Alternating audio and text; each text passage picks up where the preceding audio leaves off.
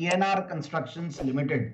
और ये स्टॉक मैं दूसरी बार दे रहा हूं, पिछली बार मैंने 13 जनवरी 2023 को दिया था और 260 के लगभग दिया, 290 का टारगेट था और वहां अचीव करके फिर नीचे आया।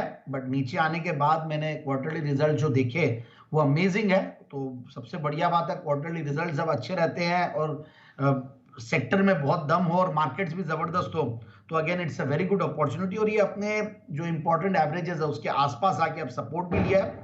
और KNR कंस्ट्रक्शन देखिए, मतलब KNR, तो इसका पहले तो मैं टारगेट देता हूं 290 का पहला टारगेट और 320 का दूसरा टारगेट है और बहुत इजीली अचीवेबल लगता है मुझे, क्योंकि जिस तरीके का रिजल्ट्स और जिस तरीके का मिड कैप स्मॉल कैप में माहौल बना हुआ है और प्लस इस सेक्टर में जो माहौल है, मतलब रोड्स वाली कंपनियां, इन पे तो मैं बहुत ज्यादा बुलिश हूं। EPC कंपनीज, रोड्स, ब्रिजेस और इरिगेशन से इनका बहुत बड़ा शेयर है। तो EPC और BOT और HAM बेसिस पे, मतलब EPC और BOT मतलब और प्लस HAM मतलब हाइब्रिड एन्युटी मॉडल, इन सब बेसिस पे ये लोग अपना काम करते हैं और अच्छी ऑर्डर बुक पोजीशन है, 7-7.5 हजार करोड़ की ऑर्डर बुक पोजीशन है। स्ट्रॉन्ग एग्जीक्यूशन स्किल्स, क्योंकि बहुत पुराने प्रोमोटर्स है, 1995 से कंपनी कार्यरत है।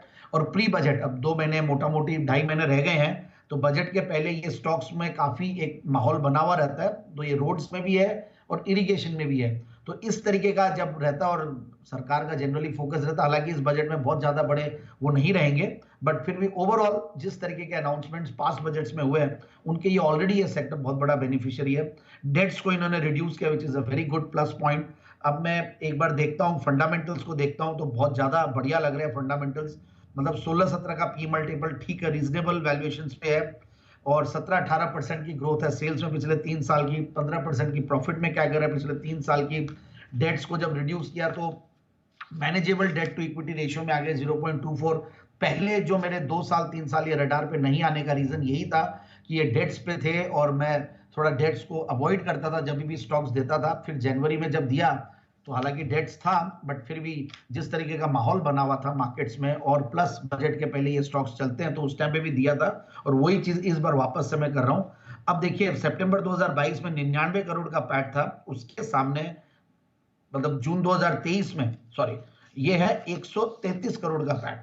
तो इस तरीके का तो इनफैक्ट इनका वो रहा है। और सबसे बढ़िया बात ये है कि सॉरी मैं एक बार 143 करोड़ सितंबर की मैं ग्रोथ की बात कर रहा हूं।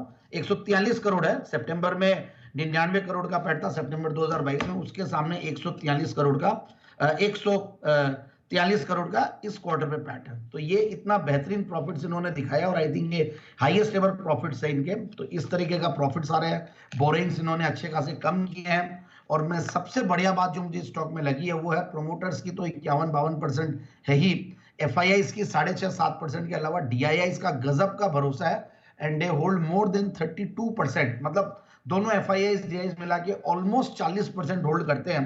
तो ऐसी शेयर होल्डिंग पैटर्न बहुत कम कंपनियों में देखने को मिलती है। सो आई एम वेरी बुलिश। अच्छी क्रेडिट रेटिंग वाली कंपनी, अच्छी एग्जीक्यूशन स्किल्स वाली कंपनी KNR, जिसका फुल फॉर्म देख लीजिए आप, कमिदी नरसिम्हा रेड्डी। जो रेड्डी जी हैं वो भी काफी सीनियर और काफी बढ़िया एक्सपीरियंस्ड प्रोमोटर्स है। तो ये सारी चीजों को देखते हुए लगता है कि ये स्टॉक को इन लेवल्स पे लिया जा सकता है। रिस्क रिवॉर्ड रेशियोज भी अच्छा है और 290 और 320 का टारगेट।